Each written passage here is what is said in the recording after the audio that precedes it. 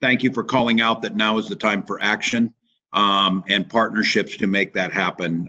Thank you to MCLA, to IRMA and LatinoLEAD, to all of our partners who for so long have worked to improve Minnesota, not just Latinx Minnesota, but all of Minnesota, because we all know that when your community is thriving, everyone else will be too. So we are committed, and the Lieutenant Governor and I have continued to say, in this moment, police reform and accountability and equity, especially equity in education, equity in economics, has to be a priority. And your very specific asks help us. I, as a teacher, appreciate your focus on teachers of color, making sure that those students have those teachers in front of them that not only are culturally competent, but come from that culture. So I'm looking forward to hearing from each of you. And more importantly, I know that you're looking not just to hear from us, you're looking for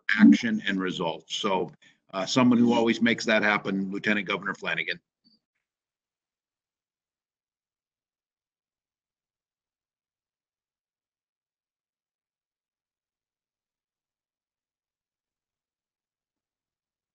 Can you hear me?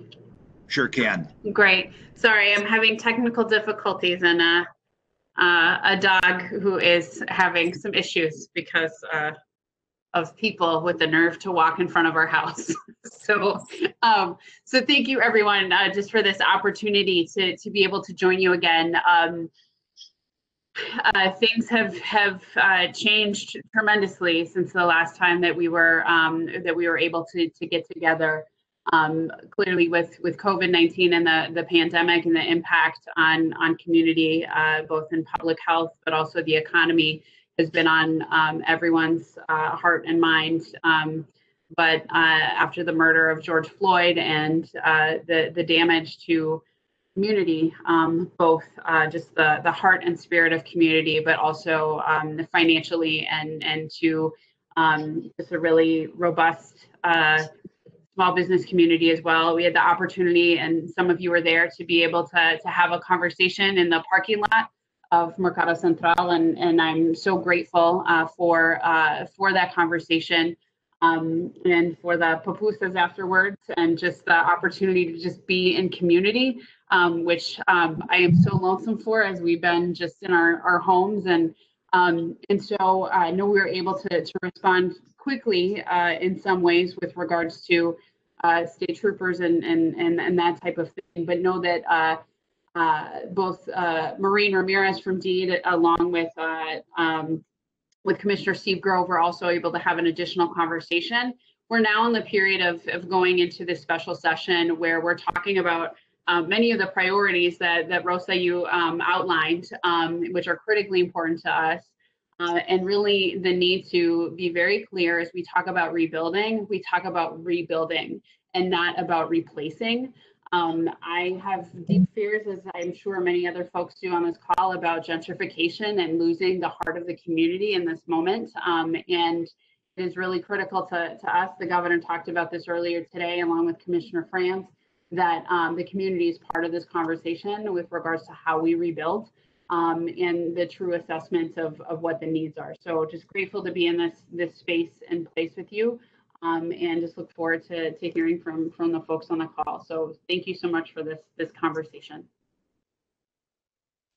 Thank you so much again, Governor Walz and Governor Flanagan, for leadership and relationship in our community during difficult times. My name is Marquez Capero, and I'm the Executive Director of Latinx, and happy partnership with MCLA again for our second town hall. First, I want to ensure that this is an conversation with a lot of leaders on this call. And first, I just want to say that chat is available for everyone. Out the event, questions are recommended to be placed in the Q&A. And for folks on the phone, if you have a question, please press star. Irma, I'm having a hard time hearing you, and I wonder if other folks are as well. I'm not sure. Okay, I will try to project a lot more. I just want to make sure that folks on the phone, if you have questions, ensure that your questions are in the chat. Governor Walz and Lieutenant Governor Flanagan, today our community has suggestions and also questions for you during this time. We have about 3 panelists to start. Each have about 3 to 4 minutes, and we'll open up the rest of the time for questions from the audience. So without further ado, I hope everybody can hear me now. I'll introduce the first panelist, Eduardo. Eduardo is the General Manager of Mercado Central. Eduardo Barrera, are you there?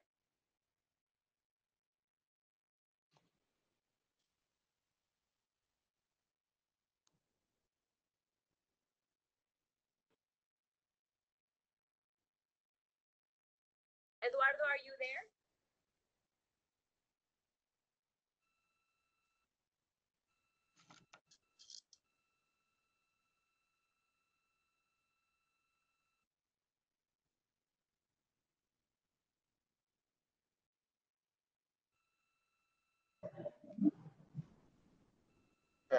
Just for in the interest of time, I would recommend we maybe go to Julio and then try and circle back with Eduardo once we have a second time recap.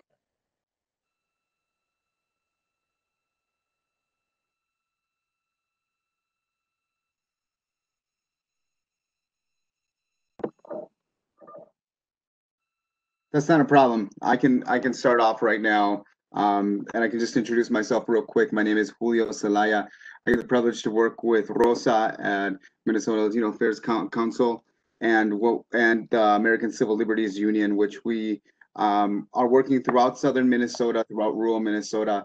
In fact, Governor, we're based out of Mankato, right down the street where you used to be on Front Street. So as you know, Governor, as we walk the streets of St. James, Worthington, all these smaller towns which we work with, we know we have a robust immigrant community. And what I come here to talk to you today is on police reform, and we cannot talk about police reform without talking about and addressing the increased enforcement on immigration, especially as it pertains to our immigrant communities throughout Minnesota, in the metro and out of the metro. We know that when we're talking about police reform, especially now, the conversation about police reform is not new to Black communities, is not new to Brown communities, and is not new to immigration communities. We have a painful added layer when we talk about immigration and law enforcement, because of the double fold of consequence that any small infringement can happen on immigrants as they go to work, Yes. as they go to school. And I know you've talked about this, both you, Lieutenant Governor, and you, Governor, have talked about this highly. But I think right now, if we're looking at the fallout of DACA, we're looking at about 5,000 DACA recipients in the state of Minnesota falling out and being susceptible to not just immigration, but as we increase our collaboration with ICE and Border Patrol, we are now seeing people again scared of their local law enforcement. So this goes hand in hand with the conversations being had in Minneapolis. This goes hand in hand with the conversations having all around the world, that we need to address immigration and the role that Minnesota is playing in increasing unjust federal laws within Minnesota, by using our law enforcement to be another arm going hand in glove with ICE, with Border Patrol. So, Governor, we know that, I just want you to go away from this as you come down. You come down from St. Paul and you come through St. Peter. You go down to Mankato. You're looking at those small towns, and you have immigrants who are now going to be again scared of engaging with their local law enforcement. And we propose a few things that we can do. Right now, we can end all of these of the local contracts that we have with on the county basis that give incentives for our local law enforcement to detain immigrants. Immigrants are not going to call police if they think they're going to be again double searched because of their status or lack thereof. We ask you that these reforms look at as necessary for immigration to be engaged with the local law enforcement and remove things. We just can't have those incentives for our law enforcement to have, especially in these smaller towns, as I'm saying before. We want to be able to show that we remove people from civil detention. Really, to me, I'm baffled that we still are detaining Black and brown bodies at an increasing rate in Minnesota. And we need to start looking at getting people out, especially in the time of COVID. And lastly, Governor and Lieutenant Governor, we hope that you look at an executive order model that we're going to bring around that kind of has steps in which your office can address the way that immigration and law enforcement are in collaboration, and start limiting that, and start really having people who live in Minnesota and have contributed so much to really live a full and holistic life, because that's what we're asking at the end of this. So I just want to thank you for your time. The last thing I want to say that, and before I forget, is that I think this is a deep issue that runs through, as I talk with attorneys, as I talk to advocates, is a deep issue, and we need a committee to look at this specifically at all the ways in which Minnesota is contributing to the mass deportation machine, specifically through the way of its law enforcement. So I want to thank you for your time. And I know a lot of people are going to address this coming up. Thanks, Julio.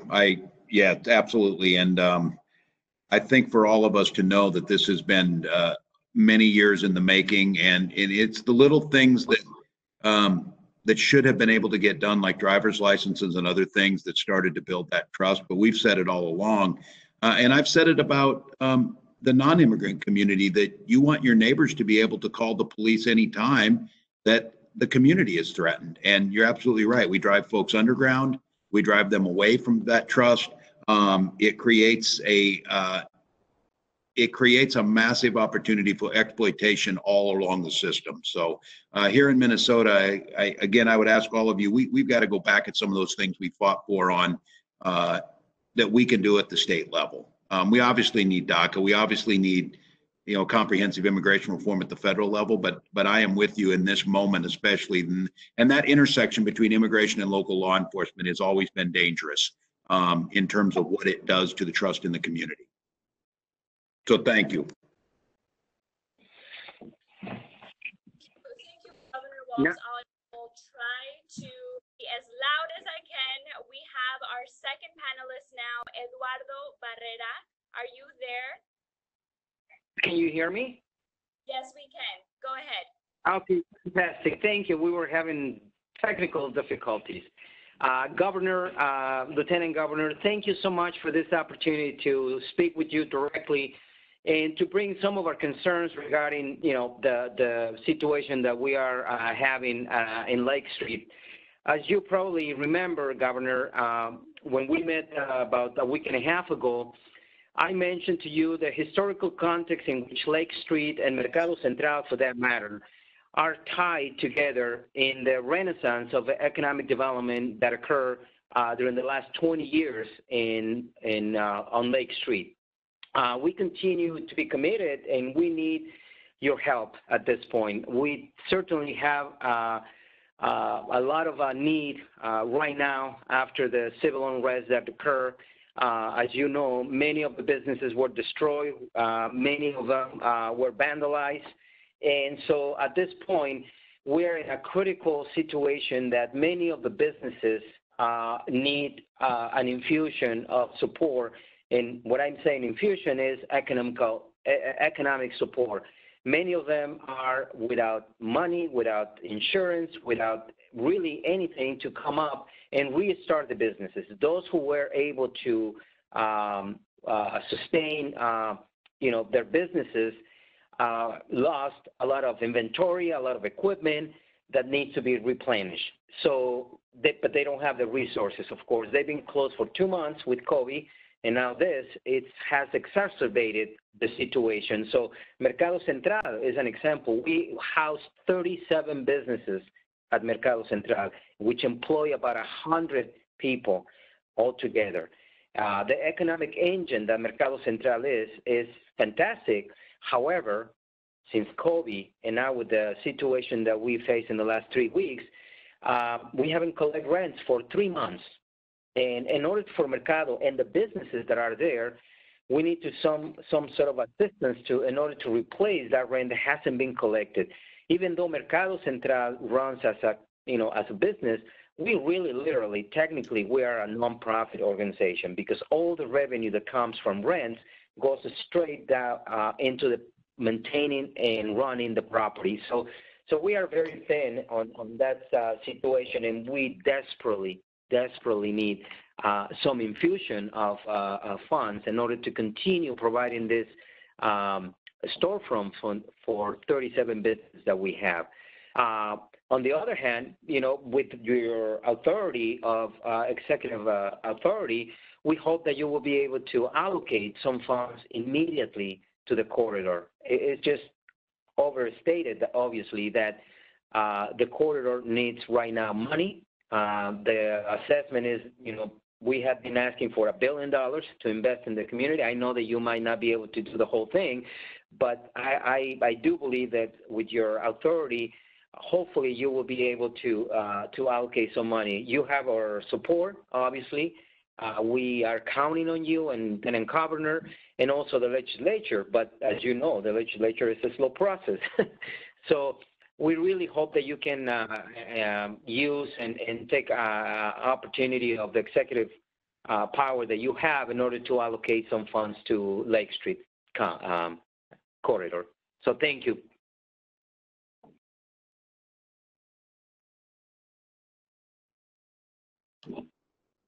Lieutenant Governor, you on mute?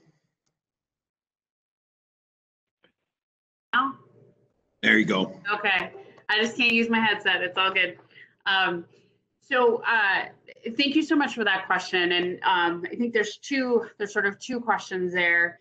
One, and Governor, I won't speak for you, but I will say that we can't appropriate dollars by executive order.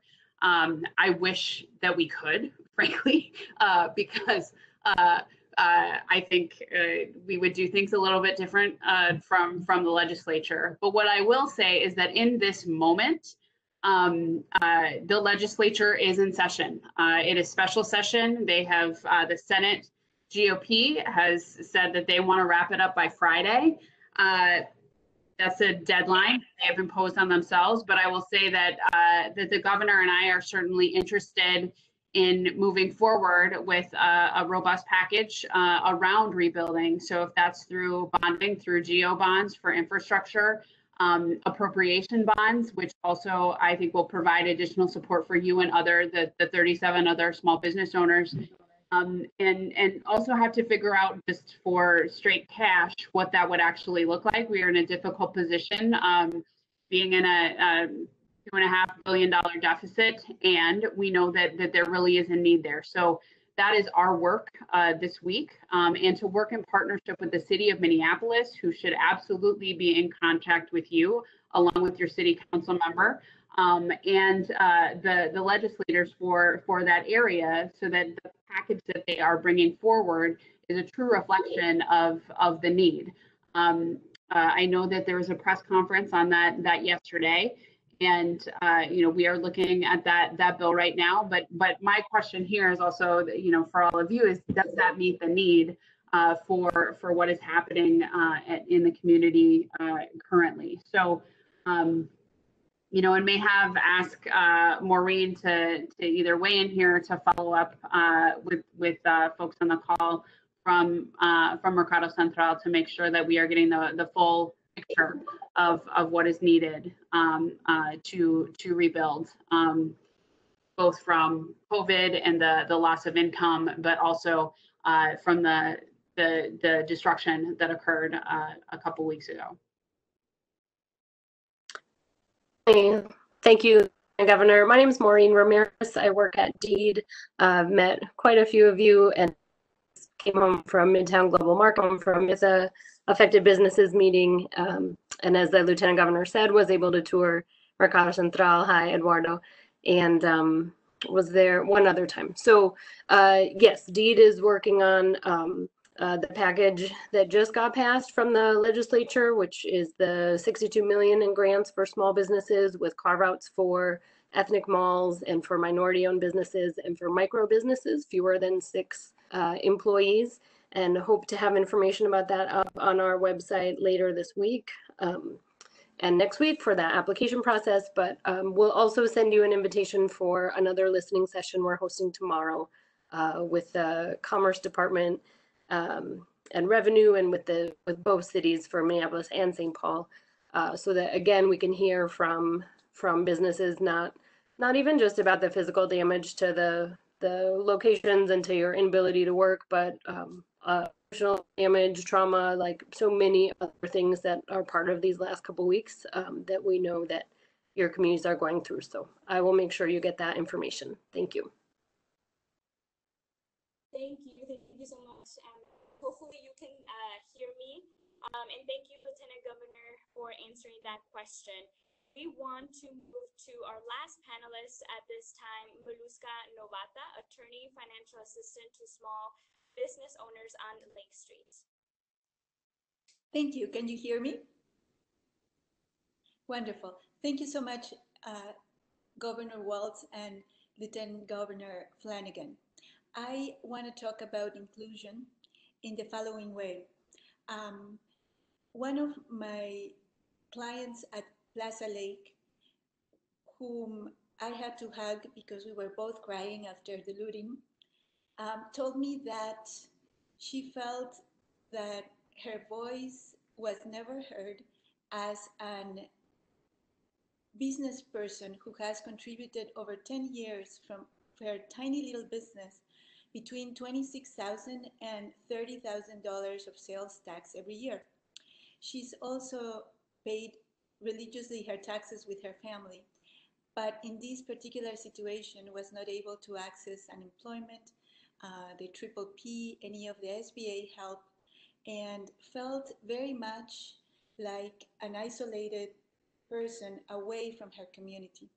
She gave me permission to say this. As an undocumented person, she cannot say it herself, and I very much talked to her about the parameters of how exactly I was going to be able to talk about her case. But the ideal situation would be if she were at the table deciding how the money for her community were to be allocated.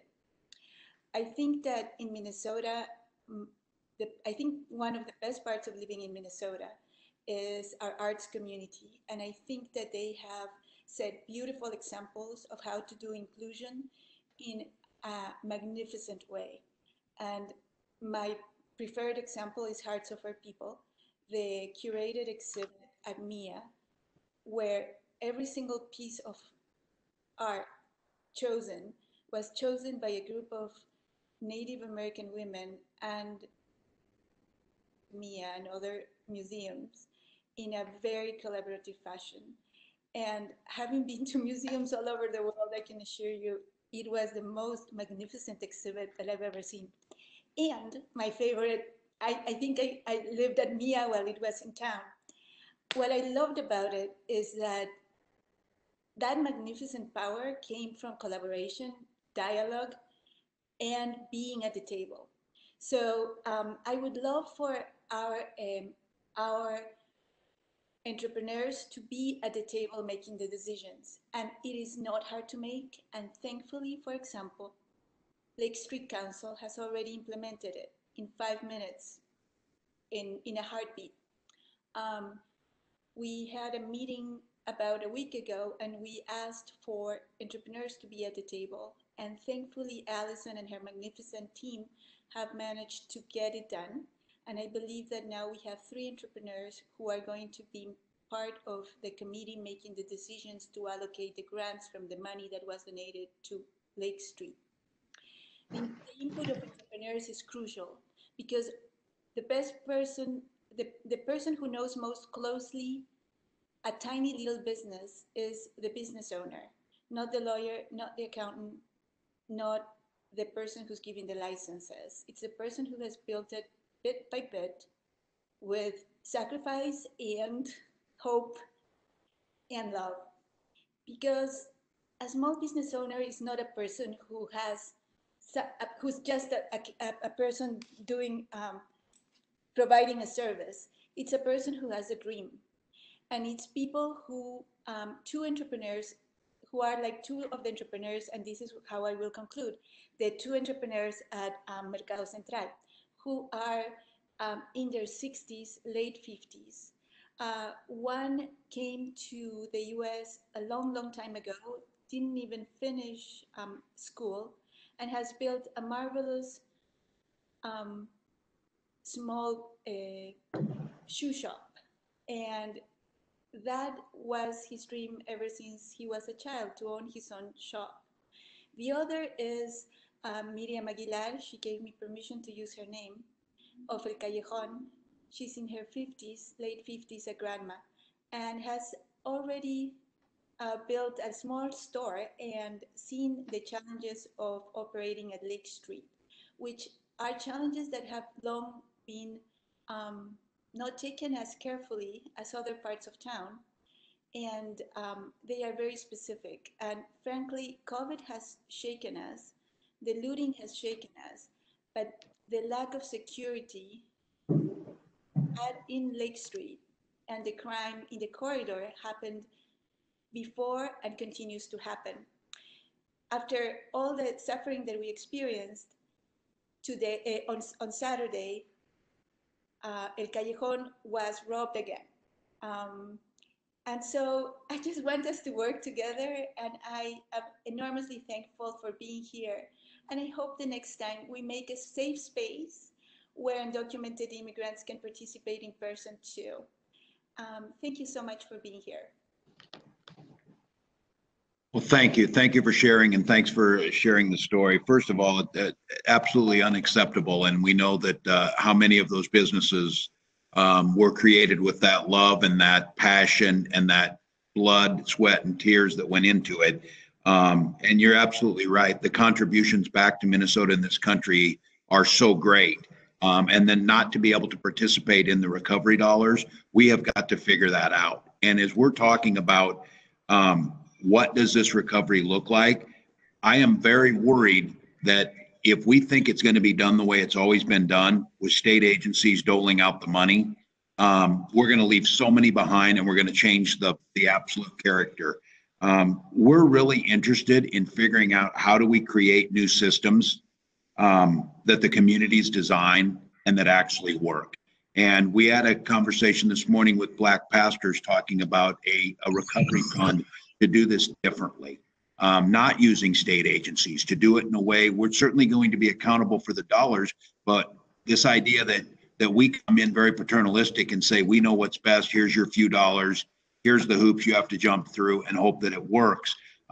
Lieutenant Governor and I are very, very interested in partnering with the community, with Community Lead, to creating new structures. We've got to figure out a way that, again, in the absence of fixing our horrific immigration system, to be able to serve those undocumented workers that need to be there, those business owners that have to be there. They are valid and critical members of what it means to be in Minnesota. And again, as Julio said, we force them underground, we turn it into a police issue. Then they're intersecting with the police instead of intersecting with the community in so many of these ways that we know they should.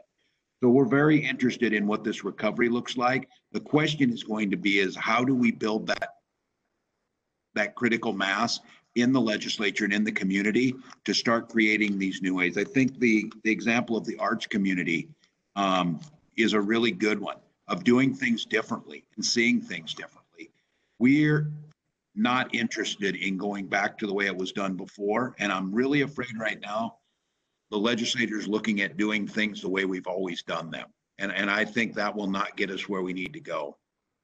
Lieutenant Governor Flanagan, I don't know if you have anything to add.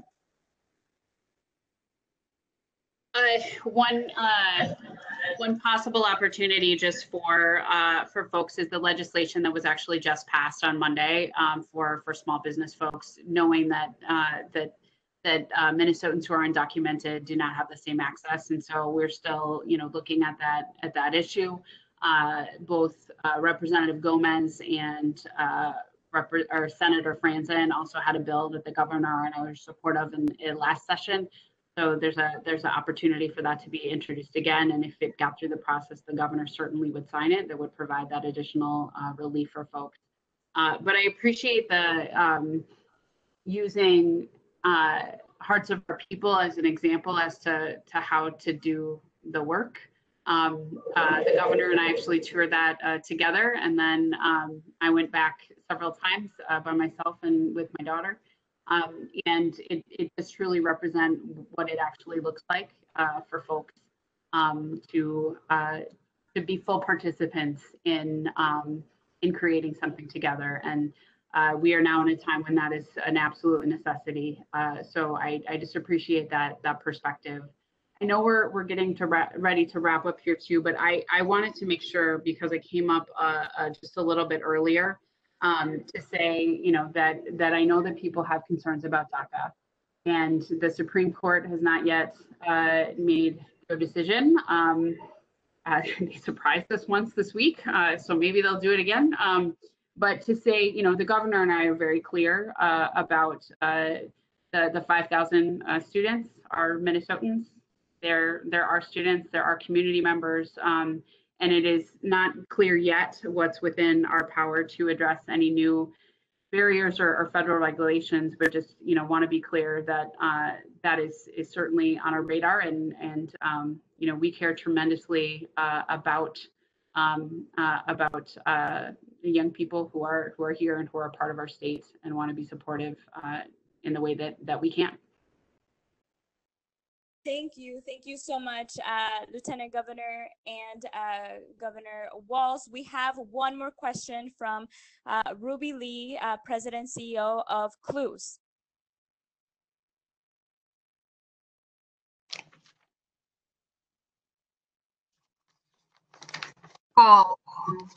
Just want to, I don't think I need to get into the detail of how painful it was for all of us to see Lake Street after 40 years of investment, as many immigrants came and tried to build that community. Our organization, CLUES, has existed for 40 years, and we have an office right on Lake Street and an office on the east side of St. Paul. We are vested, we are part of the community, we're in the community, we're an asset. And I just I don't want to put you on the spot, but I do want to put an offer on the table. During the Dayton administration, we were looking at securing a space for our organization, who is the largest Latino-led nonprofit. We only have about 6 Latino-led nonprofits that provide services across the whole state. Our organization was trying to obtain the workforce center on Lake Street that was having access to community by only 30% of what it potentially could have. Under your administration, we started with the commitment of conversations. That workforce center, we are right across the street. We are renting space from the state. And when we talk about economic equity and economic justice, the one way that you can help today is by supporting our request to start looking at communities owning their land, owning the property. I heard you in the news saying that you wanted to give community a voice in the redevelopment, in the redesign, but we are tired of just having a voice. When we get a chance to have a voice, we need action. We need investment in our communities. I just testified at House 506, which is trying to provide some funding for the businesses in the corridor, but also the nonprofit sector. I want to insist on how the nonprofit sector helps in the redevelopment of these communities. Owning our own property is essential for us to have a vested interest physically and really be at the table. It really is about social and economic justice. In the work that we do, we have brought in already $2 million directly to put in the hands of undocumented families who are underserved. And like you, there's never enough money, but at least we're doing our part. We have been at the forefront. And before I say goodbye, I do want to add that employees and workers are calling us from Greater Minnesota. The meatpacking companies in Medelia in particular and Worthington continue to break the law. Yes. The Department of Health is not the right place to be doing the assessments. It needs to be under OSHA. There's just a lot of human rights and civil rights that are being broken there for our community. So whatever you can do to assign the Department of Health to really pay attention would be greatly appreciated. No, thank you, Ruby. I agree. As we open up, that's our biggest concern. We have the Chamber of Commerce saying open up, and I don't hear them saying how do we protect our workers. Department of Labor and Industry in conjunction with health, but the Department of Labor and Industry has the teeth to enforce the regulations. And I agree with you. It took all we could to get some of these places even to open up their doors and to give us the names and then for allow us to test people. And we've made it very clear, and I hope you're telling the community this too, is we are not interested in your immigration status. We're interested in your health status, which means we want people to be tested and get the health care they need, and we don't care about immigration status. And I'm telling those employers that, we're telling DHS and Department of Labor and Industry as we open back up need to be there. And Ruby, am I to hear you right? Are you in consultation right now for that workforce center site? Are you someone at Deed? We started. It's owned by the state. Like I said, under the Dayton administration, we were very close to moving forward. It is managed by Deed, but it is really owned by the state of Minnesota. And you want that space? I want that space. I want to, and I can buy it. I have funders who are willing to help us own and be part of that community. In St. Paul, for example, we own our own building. We have the only Latino art gallery. The healing that art in culture for the Latino community is essential. It's part of who we are as Latinos. It brings community together. We're doing that in St. Paul on our own dollar. And now we need the help of all of you to really attain that in Minneapolis. Today, just to give you an idea, I pay $18,000 to lease the space. And I was paying $20,000 a month. $20,000 a month just to lease space for us to have a place on Lake Street. I have over 100 staff, and they are shoppers, and we serve community. We bring families to the neighborhood. So we're essential. And it would be lovely to be able to build our own space like we've done in St. Paul, but we can't do it alone. This is Maureen from Deed, and Deputy Commissioner Warfa and I met with Councilmember Cano. Alondra has been asking questions about it as well. I'm sure Ruby knows that, and in conjunction with them. So it is a conversation we started. It's one that we can keep going. But I would love your support, Governor. No, and Maureen hears that, and I am now familiar with this, so I will follow up with them too. Thank you. Appreciate it.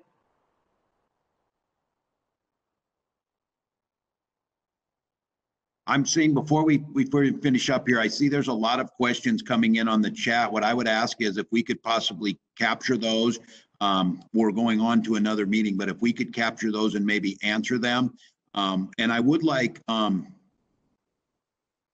really like to say that we're going to have to figure out a way to reimagine how we get some of these things done with the legislature being pretty resistant at times, but the community, and when I say the community, the entire community in Minnesota wants these changes to happen. And now is the time. They are fully supportive of many of these things happening. But again, our office alone cannot do these things. We cannot appropriate. We cannot make many of those changes without the legislature, but we can advocate for them, and we can continue to push for them. We can continue to ask, as we have numerous times, to bring them up and send people in that legislature to get them done. Thank you so much, Governor Walz, and again, thank you, Governor Flanagan and Maureen, who were able to answer some of our calls today. And thank you, Migdalia, Nico, MCLA, and also we are really appreciative to have this space. We ran out of time. However, if everyone could continue to add your questions on, again, this is the second time we have met in community with our governor officials, and we hope to follow up and again be able to hold accountable the advice and the questions from our community. So we will be following up, and thank you all so much again for your time. We will have another one of And thank you again, Lieutenant Governor and Tim Walz. Thank you all. Thank you very much. And I certainly see that there's additional questions that are coming in. We are happy to answer those questions. There's some very specific questions here, and we'll make sure that we take these down and follow up from our team. Thank you so much.